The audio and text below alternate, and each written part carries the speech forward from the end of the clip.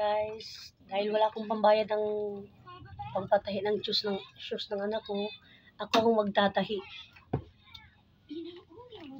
Sira yung ano niya dito, design niya yung sa boots. Tatahiin ko kasi susuot doon niya sa school. Ito na nasira. Kailangan siyang tahi.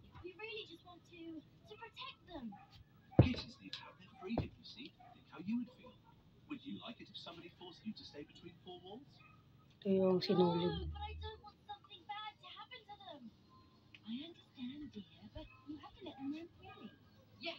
They must develop their muscles and grow strong.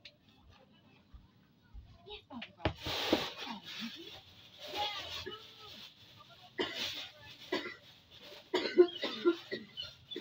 After you, Barbara Brown. Look at the neck. You look so tired.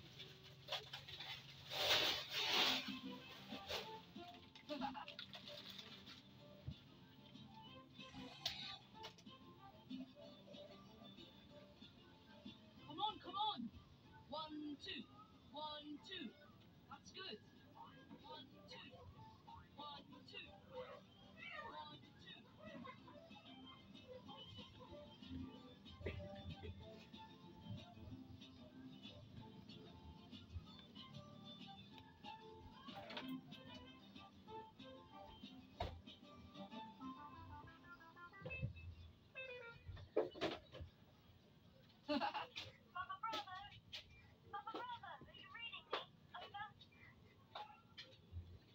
Dahan-dahan po sa pagtahi. Baka masugatan kayo ng sinulid. Yes, it's me. Everything all right with my cuties? Bilang nanay, dapat alam natin to.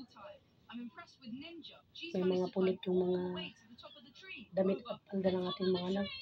Pantalon. Na magtatahi kaysa magbayad pa tayo. Are you joking? You let them climb up trees? You're meant to be looking after them. Do you want them to break something? And this cardboard box, is it the best place for them? They could all choke on this toilet paper.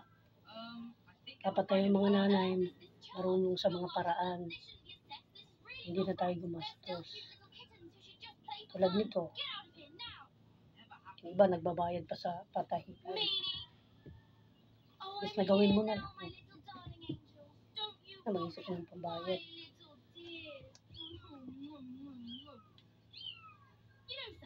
You're going to take up yoga. We're going to strengthen your body and work on your flexibility.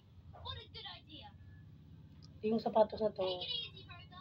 Try not to dati nakasali yung anak ko sa ano. Ginagawa na niya ng sapatos sa school kasi hindi na to ginagamit doon sa pag-parade. Good. Imbis na itago, amitin na lang kasi masisira to. Sayang naman. Ipag pa naman ang bayad ko nito. Mahal. Kaya ko sinali yung anak ko dun sa bag kasi gusto kong maranasan din niya. Kasi gusto naman niya. Bakit hindi natin itry, di ba? Kailangan tayong mga magulang. Ano yung talento natin mo, anak, suportahan natin. Di ba?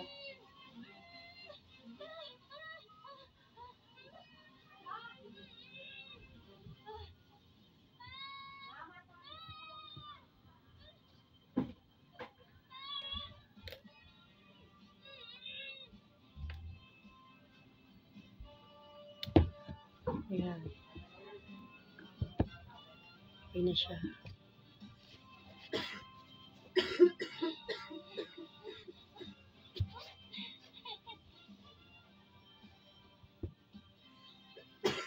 Ayan na siya.